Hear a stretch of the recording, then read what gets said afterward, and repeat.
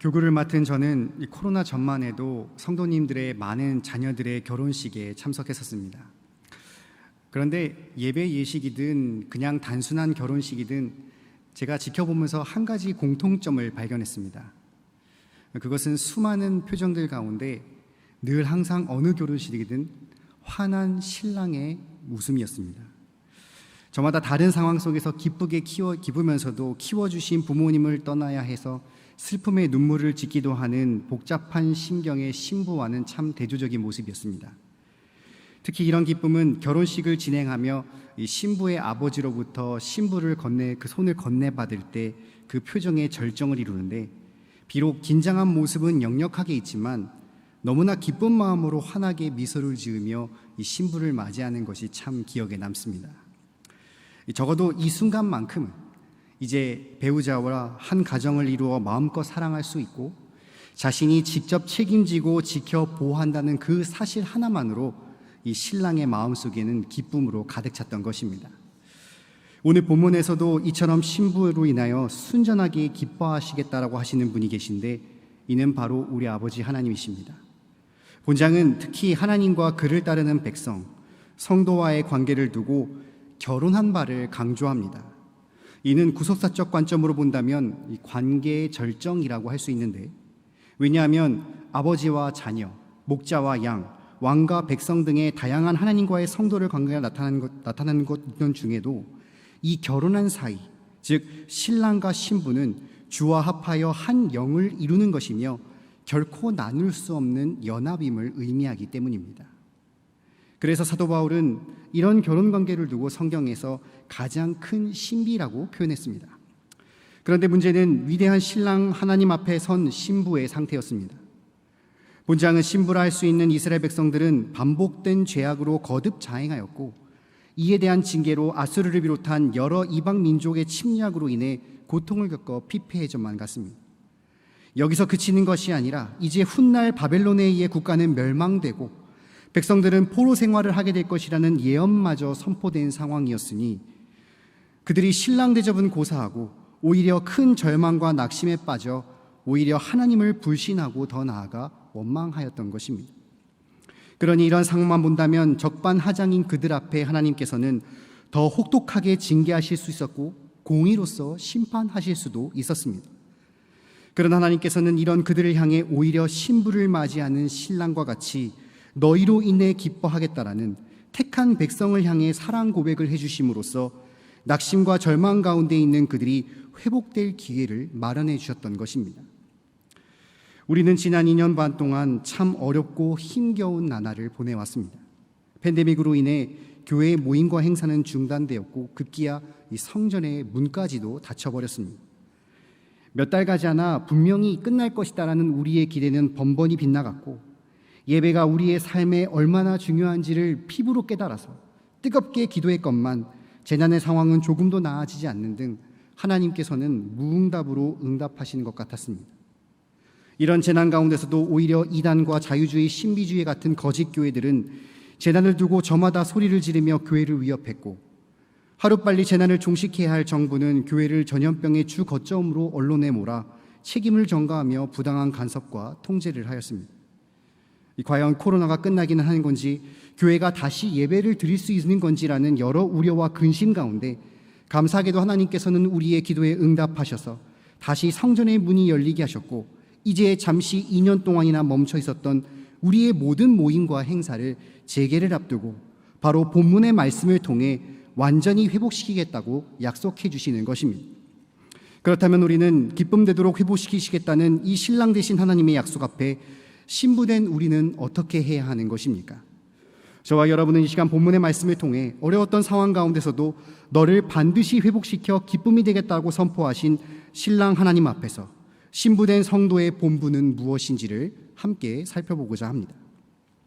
첫째로, 신부된 성도는 신랑 되신 하나님께서 신부를 위해 쉬지 않고 일하신다는 사실을 깨닫고 그분만을 굳게 믿어야 합니다.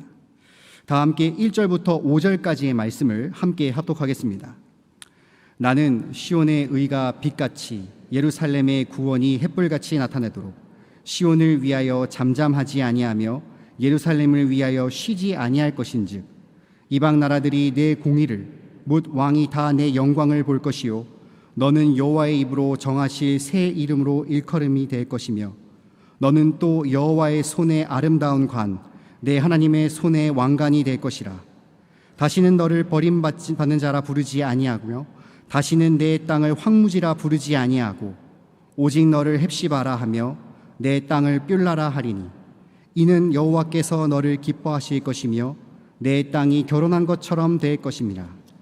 마치 청년이 처녀와 결혼함 같이 내 아들들이 너를 취하겠고 신랑이 신부를 기뻐함 같이 내 하나님이 너를 기뻐하시리라. 아멘. 이스라엘의 죄악을 고발하며 심판당할 것을 내내 예언하며 무거운 분위기를 연출했던 이사야서는 이제 58장을 계기로 완전히 분위기를 바꿉니다. 바로 이스라엘이 회복될 것을 선포하기 시작한 것입니다. 그리고 60장부터 62절까지는 그 구원의 예언이 좀 더 구체적으로 확대되는데 그 중심에는 구원자이신 메시아가 계십니다. 바로 이러한 맥락을 볼 때 본장의 화자 나는 메시아이신 예수 그리스도 외에는 없다라는 결론을 내릴 수 있습니다. 바로 그리스도께서 성부 하나님의 명령에 따라 이스라엘 백성들을 구원하려는 중보 사역을 감당하러 오시는데 바로 잠시도 쉬지 않고 일하신다라고 오늘 말하고 계시는 것입니다.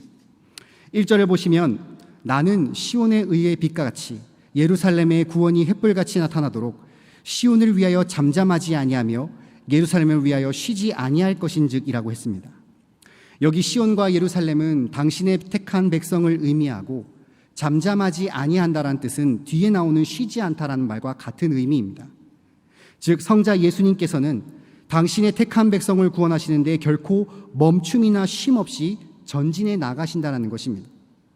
그리고 그 구원의 방식은 마치 어둠 속에서 빛이 쫙 퍼지고 어둠 속에서 횃불이 활활 타오르듯이 온 세상이 그 눈으로 확실하게 인식될 만큼 생생히 임할 것임을 말합니다. 그렇다면 메시아 되신 예수께서는 어떻게 이렇게 한치의 쉼 없이 계속해서 일하시는 것입니까? 그것은 바로 당신의 택한 백성의 회복을 위해서입니다.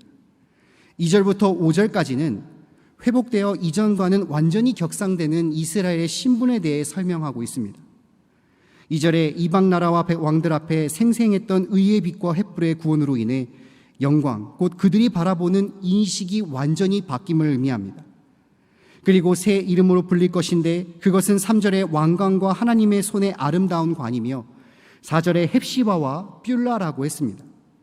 여기 왕관은 세상 사람들조차 여기는 존귀함을 의미하고 여호와의 손은 아름다운 관은 하나님의 소유로서 그분의 보호와 통치함을 받게 됨을 의미합니다. 그리고 헵시바는 그녀에게 기쁨이 있다는 말로써 곧 그들이 하나님의 유일한 사랑과 기쁨의 대상임을 말하고 뷸라는 결혼하여 남편의 소유된 여인을 말하는 것입니다. 당시 그들이 처한 신분은 이 세상 사람들과 스스로조차 버림받은 자, 황무지라고 불릴 정도로 그야말로 비참한 자들이었습니다. 바벨론의 침략을 통해 나라가 망하고 포로가 끌려가는 비참하고 절망적인 상태에 지나지 않았습니다. 더 절망적인 것은 그들이 여전히 정신을 차리지 못하고 이 징계가 자신의 죄악 때문에 왔다라는 것을 인정하지 아니하며 계속해서 죄악을 반복했다는 점에서 그들의 회생은 불가능해 보였습니다. 그러나 결코 당신의 백성을 버리지 아니하시는 하나님께서 그들을 영광스러운 존재로 끌어올리셨습니다. 이제 그들은 비참한 존재가 아닌 오직 그분의 신부로서 오직 너만이 나의 기쁨이 된다라는 사랑의 고백을 통해 그들의 마음을 위로하시고 회복을 약속하셨던 것입니다. 그리고 그 약속은 이 본장 이후에 정확하게 성취되었습니다. 고된 바벨론의 포로 생활 중 고레스 왕을 통해 그의 백성이 회복시키셔서 예루살렘으로 귀환하게 하셨고 성벽을 재건하고 성전을 건축하게 하셨습니다. 그리고 궁극적으로 그 민족을 통해 메시아이신 예수 그리스도께서 나타나시어 그들을 영원히 버리지 아니하시고 바로 신랑이 되어주심을 통하여서 그들의 소유요 신부로서 진정한 구원과 안식을 누렸던 것입니다. 이처럼 하나님께서는 택한 백성 곧 신부를 위해 분명하게 일하십니다. 비록 하나님의 때가 되지 않아 눈으로 보지 못하고 피부로 느끼지 못할지라도 하나님께서는 1분 1초도 쉬지 않고 일하고 계십니다. 그리고 그것은 오직 나의 존귀한 소유이며 사랑스러운 신부 곧 나의 기쁨이 되는 택하신 백성들을 위함입니다. 그리고 오직 나의 회복을 위해 하나님께서 일하신다는 이 사실을 깨닫는 백성들은 진정 말로 다 할 수 없는 큰 위로를 얻으며 더 나아가 오직 하나님만을 바라보고 굳게 믿게 되는 것입니다. 우리가 살고 있는 이 지구는 조금도 쉬지 않고 움직입니다. 여러분 다 과학 시간에 배워서 아시겠지만 이 낮과 밤 24시간이 지나는 이 축을 자전이라고 부르고, 우리가 느끼는 1년의 4계절, 이 4분기는 이 태양을 중심으로 돌고 있는 축 공전입니다. 그러니까 우리는 그 움직임을 느끼지 못할 뿐 1분 1초 동안 이 지구는 쉬지 않고 돌아가고 있는 것입니다. 그리고 그 쉬지 않고 돌아가는 목적은 바로 생존입니다. 지구가 만약 자전을 멈추면 어떻게 되겠습니까? 온갖 자연 재난이 일어나고 자기장 손실로 인해 이 생명은 고사하고 지구조차 형태를 유지할 수 없다고 합니다. 현재 공전이 지금에 돌고 있는 이 각도와 조금만 어긋난다고 하더라도 태양의 가장 가까운 부분은 완전히 불타버릴 것이며 조금이라도 먼 부분은 가장 얼어 생명이 살 수 없게 됩니다. 바로 우주의 만물에 움직이는 법칙이 쉬지 않고 일하는 그 이유가 생존과 보존에 있듯이 하나님께서는 1분도 1분 1초도 쉬지 않고 움직이시는 그 이유가 바로 신부된 성도 그리고 교회를 위함인 것입니다. 우리가 지구의 움직임을 전혀 느끼지 못하는 것처럼 하나님께서 일하고 계심을 보지 못하고 느끼지 못할 때도 있겠지만 그분은 분명 어제도 오늘도 내일도 신부된 성도를 위해 일하고 계실 것이며 이는 이미 교회의 역사가 증명하고 있지 않습니까? 바로 2000년 전 우리 구주 예수께서 십자가 대속의 사역을 완수하시고 부활하여 승천하신 후에 생겨난 이 신약의 교회는 여러 가지 핍박과 박해를 당했음에도 불구하고 활발한 복음 전파로 인해 우후죽순처럼 교회가 번져나갔습니다. 가장 암울했던 중세시대의 교회 또한 그 명령이 끊기는 것이 이상하지 않을 정도로 핍박과 박해, 이단의 위협을 당했지만 하나님께서는 꺼져가지 않는 불씨를 통해 종교개혁을 일으키셨고 그 명맥을 이어가게 하셨습니다.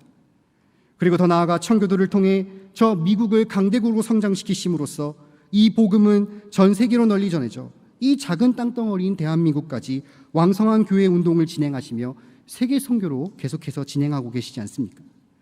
그야말로 하나님께서는 인류 세계사 가운데서도 당신의 백성을 구원하는 이 구속사가 그 중심이 되게 하셨고 이는 오직 예수 그리스도를 통해 교회 운동이 전개됨에 따라 죄인에서 의인이 되는 완전한 회복을 허락하신 것입니다. 바로 이것이 당신이 신부된 교회와 성도를 향한 하나님의 주권적 섭리입니다. 즉 하나님께서는 비록 연약하여 반복되는 죄를 저지르는 당신의 백성들을 포기하지 아니하시고 그 어떤 위협 가운데서도 그들을 보호하시고 보호하시고 인도하시는 것입니다. 그렇다면 하나님께서는 왜 그토록 우리를 이렇게 보호하시고 인도하시는 것입니까? 이는 결코 우리가 의로운 자라서가 아닙니다. 우리의 행위가 조금이라도 그분의 마음을 흡족하게 할 수 있어서도 아닙니다.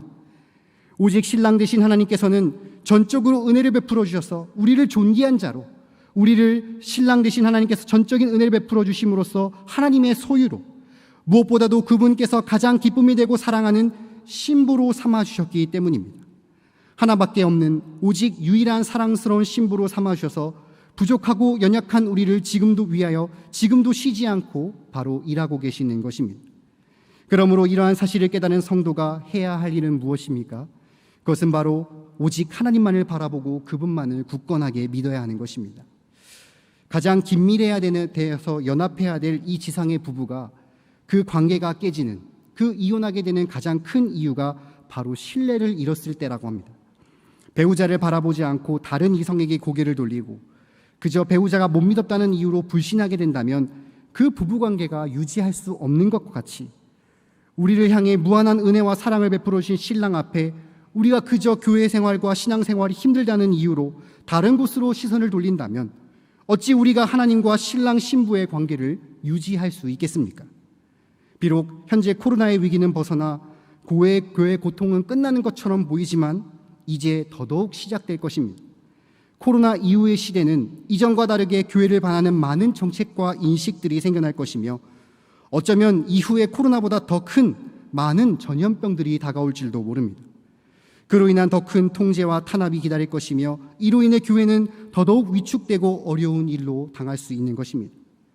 그러나 그런 어렵고 힘든 상황 가운데서도 신부된 성도와 교회를 향한 하나님의 일하심을 굳건하게 기억하시기를 바랍니다. 그리고 반드시 나의 기쁨이 되도록 회복시켜 주신다는 이 약속을 굳게 믿으며 나아가기만 한다면 하나님께서는 우리를 사랑의 눈으로 바라봐 주시고 보호하여 주시고 인도해 주시며 더 나아가 끝내 완전하게 회복되게 하셔서 나 자신과 우리 교회를 통해 당신의 구속사를 계속해서 이루어 나가실 것입니다. 주신 말씀과 같이 비록 어렵고 힘든 상황 속에서도 당신의 소유며 사랑하는 신부를 위해 쉬지 않고 일하셔 끝내 교회와 성도를 회복시켜 주시는 이 섭리를 깨달아 오직 신랑 되신 우리 하나님을 바라보고 굳게 믿어 그분의 진정한 기쁨이 되시는 경양의 모든 성도들 되시기를 주님의 이름으로 간절히 바랍니다. 둘째로, 신부된 성도는 신랑 되신 하나님께서 신부를 구속사 성취를 위한 귀한 도구로 사용하신다는 사실을 깨닫고 쉬지 않고 사명 감당을 해야 합니다. 다 함께 6절부터 12절까지의 말씀을 함께 합독하겠습니다.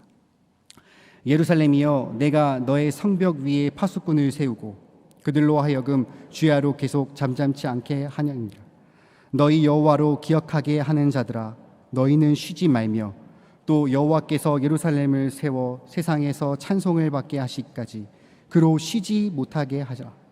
여호와께서 그 오른손 그 능력의 팔로 맹세하시되 내가 다시는 내 곡식을 내 원수들에게 양식으로 주지 아니하겠고 내가 수고하여 얻은 포도주를 이방인들이 마시지 못하게 할 것인즉 오직 추수한 자가 그것을 먹고 나 여호와를 찬송할 것이요 거둔 자가 그것을 나의 성도의 뜰에서 마시리라 하셨느니라. 성문으로 나아가라 나아가라. 백성이 올 길을 닦으라. 큰 길을 수축하고 수축하라. 돌들을 제하라. 만민을 위하여 기치를 들라. 여호와께서 땅끝까지 선포하시되 너희는 딸 시온에게 이르라. 보라, 내 구원이 이르렀느니라. 보라, 상급이 그에게 있고 보응이 그 앞에 있느니라 하셨느니라. 사람들이 너를 일컬어 거룩한 백성이라 여호와께서 구속한 자라 하겠고 또 너를 일컬어 찾은 바 된 자요 버림받지 아니한 성읍이라 하리라.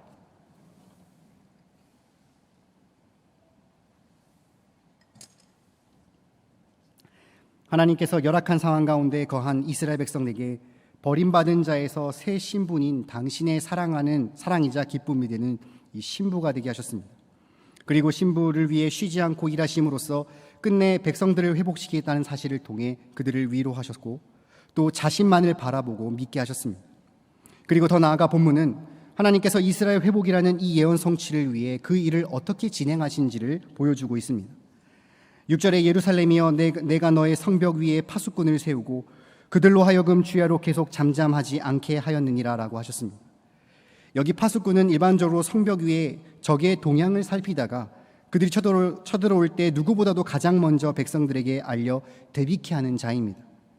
그러나 영적으로 보았을 때는 여호와를 기억하게 하는 자들이라는 말로서 하나님께 부름받은 사역자를 가리킵니다. 그들의 역할은 일반적인 파수꾼과 같이 백성들을 깨우치게 하는 역할도 있었겠지만 여기서는 주로 하나님과 백성 간의 중재 사역을 감당하는 자들이었으며 그 중재의 사역의 수단은 다름 아닌 기도였습니다.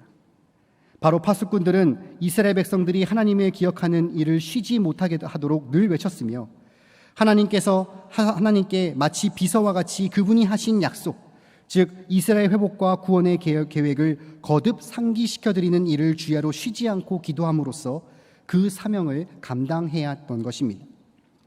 이 사명은 7절에 여호와께서 예루살렘을 온전하게 세워 모든 세상의 찬송을 받을 때까지 계속된다라고 했습니다.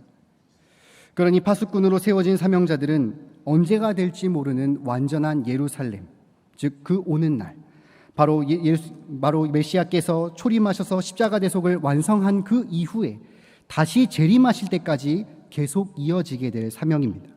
그러니 그 기간이 얼마나 길며 또한 그 사명을 감당하기가 어렵겠습니까? 그런데 감사하게도 하나님께서는 이 재림까지 이 사명을 감당해야 할 사명자들을 온전하게 축복해 주고 계십니다. 바로 8절과 9절을 통해 당신의 권능을 상징하는 오른손과 능력의 팔을 통하여 원수들로부터 버림받은 자 같은 초라한 모습이 아니라 원수들의 침략과 압제 속에서도 양식을 뺏기지 않을 만큼 힘을 주실 것이며 어떠한 간섭과 통제 없이 평안 가운데 자신이 땀을 흘려 일하고 추수한 것을 마시고 먹는 지극히 평범한 삶을 약속하신 것입니다. 그리고 이러한 평범한 삶은 더 나아가 추수할 것을 하나님 앞에 감사하고 그의 성전에 마음껏 뛰어놀며 감사의 제사를 드리며 경배하는, 그야말로 하나님과 친밀하게 교제하는 삶으로 이어주신다라고 하셨습니다. 이런 평범한 삶은 이스라엘 백성들이 가장 바라고 소망하는 모습이었습니다. 거듭된 죄악으로 인해 징계로 국가가 피폐해지고 온갖 이방 족속들로부터 침략을 당해 지쳐있는 이스라엘 백성들에게는 너무나 힘이 되는 축복의 약속이었던 것입니다. 그러니 하나님께서 누리게 될 이 놀라운 은혜와 축복을 통해 그들은 더욱 힘을 내어 앞으로 감당해야 할 사명자의 길까지도 걸어가게 된 것입니다. 10절을 보시면 말씀하신 성문으로 나아가라 나아가라, 백성이 온 길을 닦으라, 큰 길을 수축하고 수축하라, 돌을 제하라, 만민을 위하여 기치를 들라라는 말씀하셨는데, 쉽게 말해 바벨론의 포로로 간 그들이 돌아올 때까지 그 모든 일을 대비하라는 뜻입니다. 남아있는 사명자들은 그들이 회복하기 위해 다시 돌아올 때를 대비해 돌들을 제거하고 실을 수축하며 평탄하게 길을 재정비하여 했으며, 더 나아가 이곳이 바로 구원자들이 돌아올 곳임을 나타내는 구원의 깃발을 높이 드는 일을 감당해야 했던 것입니다. 그리고 그렇게 높이 든 구원의 깃발은 구원의 소식이 땅끝까지 선포되어 천하 만민들이 구원을 이루시는 하나님의 능력을 보게 될 것이라 했습니다.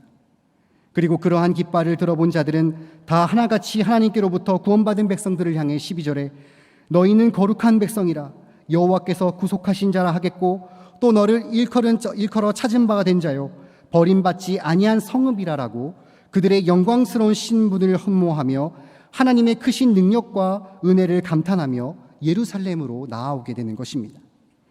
이처럼 하나님께로부터 파수꾼으로 부름받은 사명자는 받은 주야로 쉬지 않고 끝까지 기도로 간구함으로 하나님과 백성의 중재하는 사명을 감당했습니다.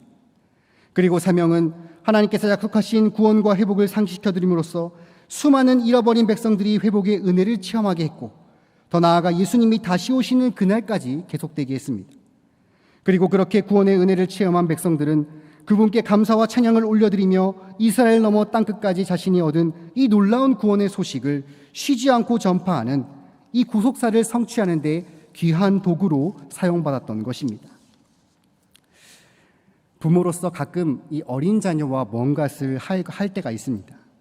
무엇을 만들거나 무엇을 요리하거나 청소할 때 이 일부러 어린 자녀를 불러서 같이 하자고 합니다.